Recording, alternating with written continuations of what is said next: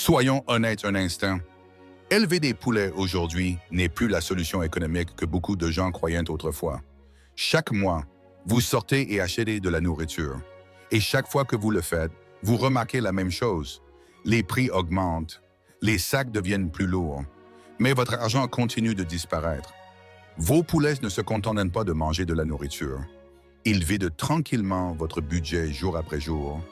Et le plus frustrant, vous ne pouvez pas vous arrêter.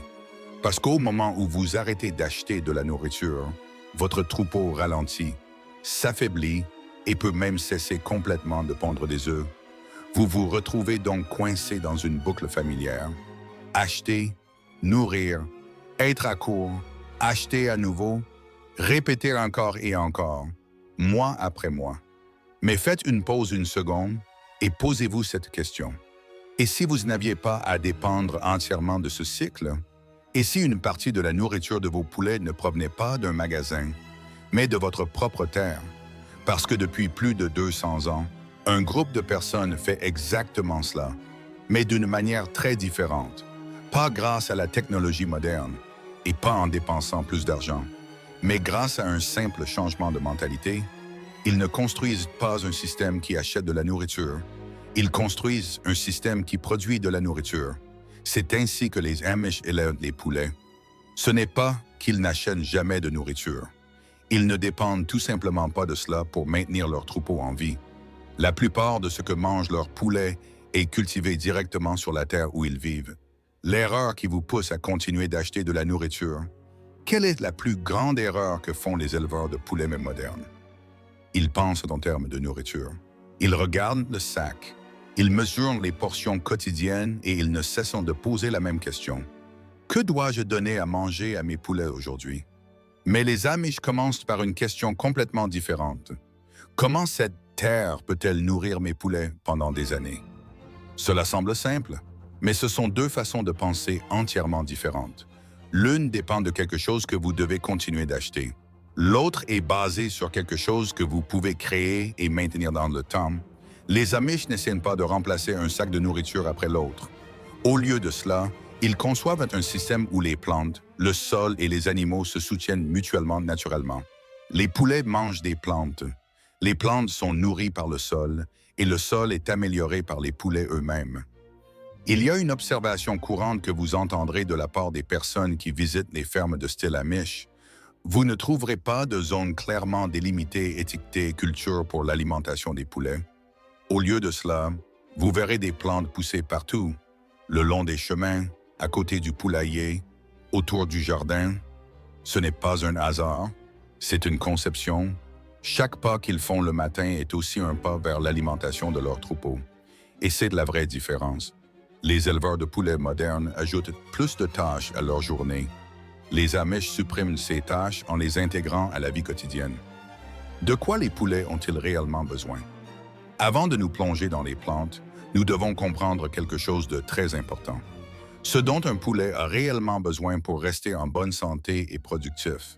Parce que si vous ne comprenez pas cela, il est facile de tomber dans une erreur courante. Pensez qu'une seule plante peut tout faire, mais ce n'est tout simplement pas comme ça que ça marche. Un poulet adulte, en particulier une poule pondeuse, a besoin d'une alimentation équilibrée composée de 4 principaux groupes de nutriments. Le premier est l'énergie, qui provient principalement des glucides. C'est ce qui alimente l'activité quotidienne de vos poulets, du mouvement à la digestion en passant par le maintien de la température corporelle. Dans la plupart des systèmes, cela provient de céréales comme le maïs ou le blé et représente généralement environ 50 à 65% de l'alimentation.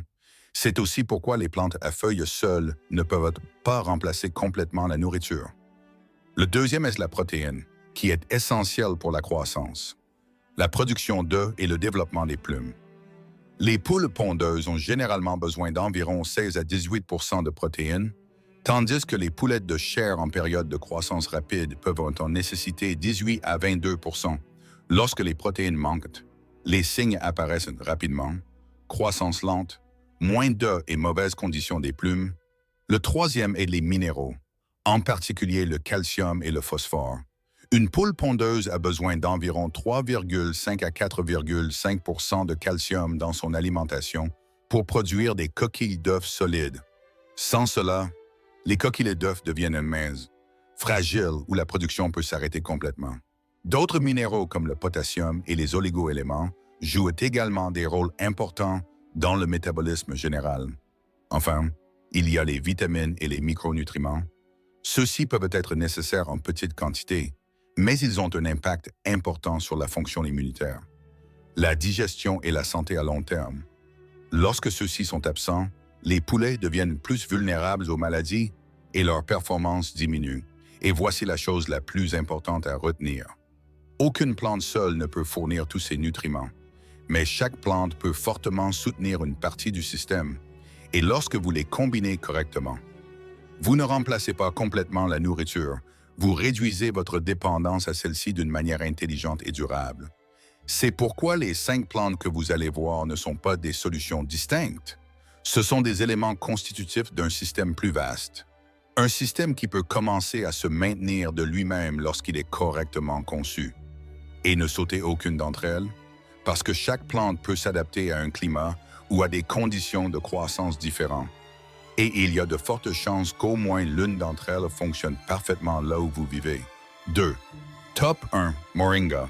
La première plante, et l'une des plus puissantes de ce système, est le moringa. Si vous vivez dans des régions chaudes comme la Floride, le Texas ou la Californie, cela peut être une option incroyablement efficace. Parce que le moringa pousse très vite, dans de bonnes conditions. Il peut atteindre 2 à 3 mètres, 6 à 10 pieds, dès sa première année et commencer à produire des feuilles en continu. Sur le plan nutritionnel, les feuilles de moringa sont impressionnantes. Sur une base de matière sèche, elles peuvent contenir environ 25 à 30% de protéines, ainsi que des niveaux élevés de vitamine A, de vitamine C et de calcium. Ces éléments sont essentiels pour les poules pondeuses, car ils contribuent à améliorer la qualité de la coquille d'œuf, la production constante d'œufs et la santé immunitaire globale. Toutefois, il est important de comprendre que les feuilles fraîches contiennent beaucoup d'eau. Leur densité nutritionnelle est donc plus faible lorsqu'elle est mesurée en poids frais, ce qui rend le moringa vraiment puissant. Ce n'est pas seulement sa valeur nutritive, c'est sa façon de réagir à la récolte. C'est une plante qui repousse plus fort au fur et à mesure qu'on la coupe. En moyenne, toutes les 2 à 3 semaines pendant la saison de croissance, vous pouvez tailler les branches et récolter les feuilles. Et l'arbre produira encore plus de nouvelles pousses. Un arbre mature peut produire plusieurs kilos de feuilles par saison, avec un minimum de soins, à condition qu'il ait du soleil et un sol bien drainé. En termes d'utilisation, vous pouvez donner les feuilles fraîches juste après la coupe, les faire sécher pour les conserver en hiver, ou même les moudre en poudre pour les mélanger à la nourriture. Les poulets mangent généralement le moringa avec beaucoup d'enthousiasme, surtout lorsque les feuilles sont fraîches et tendres. Cependant, il y a quelques considérations importantes à prendre en compte. Tout d'abord, le moringa doit être utilisé comme complément nutritionnel et non comme aliment complet, car il ne fournit pas suffisamment d'énergie et de glucides. Deuxièmement, il ne doit représenter qu'environ 5 à 15% de l'alimentation totale s'il est utilisé régulièrement, afin d'éviter un déséquilibre nutritionnel. Troisièmement, le moringa ne résiste pas au gel et meurt dans des conditions froides. Ainsi, dans les climats plus froids, vous devrez peut-être le cultiver de façon saisonnière, dans des conteneurs ou le remplacer par des plantes plus résistantes au froid lorsqu'il est utilisé correctement. Le moringa n'améliore pas seulement la santé de votre troupeau, il devient l'un des premiers éléments constitutifs de la création d'un système d'alimentation naturelle et durable qui réduit votre dépendance à l'égard des aliments commerciaux. 3. Top 2. Consoude. La deuxième plante est la consoude, l'une des plantes les plus utiles si vous construisez un système d'alimentation autonome pour vos poulets. Ce qui rend la consoude unique, c'est son système racinaire profond, qui peut atteindre plusieurs mètres de profondeur dans le sol et extraire des minéraux auxquels la plupart des plantes ne peuvent pas accéder, comme le potassium, le calcium et le phosphore. Ces nutriments sont essentiels pour les poulets, en particulier les poules pondeuses, car elles contribuent à produire des coquilles d'œufs solides, des os sains et une santé globale stable. Les feuilles de consoude sont également très nutritives. Sur une base de matière sèche, Elles peuvent contenir environ 20 à 25% de protéines, ainsi qu'une très forte teneur en minéraux. La façon la plus simple de l'utiliser est de couper les feuilles, de les laisser légèrement flétrir pendant 1 à 2 heures pour les ramollir, puis de les donner directement à vos poulets. Ils ont tendance à la manger plus facilement une fois qu'elle est flétrie. Il convient toutefois d'être prudent. La consoude ne doit être utilisée que comme complément, et non comme source d'alimentation principale. En effet, elle contient des composés naturels, des alcaloïdes, qui, en grande quantité et sur une longue période, peuvent ne pas être idéaux pour la santé du foie. Une règle de base consiste à la maintenir autour de 5 à 10% de l'alimentation totale. En termes de conditions de croissance, la consoudée se plaît dans de nombreuses régions des États-Unis, en particulier dans les climats tempérés avec un sol bien drainé. C'est une plante vivace, extrêmement rustique, tolérante à la sécheresse une fois établie, et qui ne nécessite que peu ou pas d'engrais ou d'entretien. Une fois plantée, vous pouvez la récolter 4 à 5 fois par saison, et elle peut continuer à produire pendant 10 à 20 ans ou plus si on la laisse tranquille. Un dernier conseil, choisissez soigneusement l'emplacement de votre plantation dès le début. La consoude est très difficile à déplacer une fois établie. Il est préférable de la planter près du poulailler ou le long de vos allées de promenade quotidienne, de sorte que la récolte devienne un élément naturel de votre routine plutôt qu'une tâche supplémentaire. 4. Top 3. Azolla. La troisième plante ne pousse pas dans la terre, elle pousse dans l'or. Il s'agit de l'azolla, l'une des sources de protéines à la croissance la plus rapide que vous puissiez produire chez vous, dans de bonnes conditions. L'azolla peut doubler sa biomasse tous les 3 à 5 jours, créant ainsi un approvisionnement continu en aliments frais sans nécessité de terrain ni de grands espaces. Vous n'avez besoin que de 3 choses simples: un récipient peu profond rempli d'eau, d'environ 10 à 15 cm, un ensoleillement modéré et une culture de démarrage. Une fois introduite, l'azolla se répand rapidement et recouvre la surface. Tous les quelques jours, vous pouvez récolter environ 30 à 50% de la biomasse et la donner directement à vos poulets, tandis que la partie restante continue de croître et de remplir rapidement le récipient sur le plan nutritionnel, sur une base de matière sèche. L'azolla peut contenir environ 20 et 30% de protéines, ainsi que des vitamines et des minéraux. Les poulets la mangent généralement bien, car elle est tendre et facile à digérer. Cependant, il est important de souligner qu'il ne s'agit pas d'un aliment complet, mais plutôt d'un complément protéique à croissance rapide, particulièrement utile pour réduire les coûts d'alimentation. L'azolla nécessite une gestion appropriée. La plage de température idéale est de 20 à 30 degrés Celsius s'il fait trop chaud, au-dessus d'environ 35 degrés Celsius ou trop froid. La croissance ralentit considérablement. La qualité de l'eau est également essentielle. Gardez-la propre avec des nutriments légers, comme un engrais organique dilué, mais évitez les excès de nutriments qui peuvent provoquer la prolifération d'algues.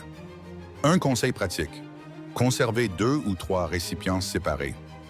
Si l'un d'eux tombe en panne, vous avez toujours des solutions de secours pour maintenir votre système en marche.